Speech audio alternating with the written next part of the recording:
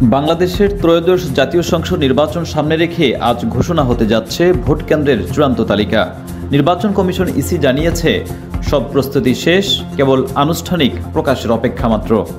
রাজধানীর আগারগাঁওয়ে নির্বাচন ভবনে কমনওয়েলথের প্রতিনিধিদের সঙ্গে বৈঠক শেষে সাংবাদিকদের তথ্য দেন নির্বাচন কমিশনের সিনিয়র সচিব আক্তার আহমেদ।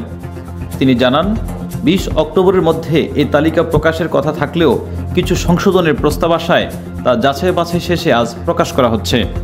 একই সঙ্গে চলতি সপ্তাহের মধ্যে শেষ হবে নতুন রাজনৈতিক দলের নিবন্ধন প্রক্রিয়া।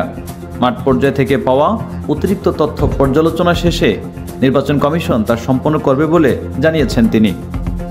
ইসি সচিব আরও বলেন, পরিকল্পনা অনুযায়ী শতভাগ সময় মেনে চলা সবসময় সম্ভব নয়। বাস্তব পরিস্থিতি অনুযায়ী কিছু বিষয় সমন্বয় করতে হয়। সব মিলিয়ে আজকের এই ঘোষণার মাধ্যমে নির্বাচনী প্রস্তুতি আরও এক ধাপ এগিয়ে গেল, যেখানে দৃষ্টি এখন সবার ত্রয়োদশ জাতীয় সংসদ নির্বাচনের দিকে। নিউজ ডেস্ক, আজকের টাইমস।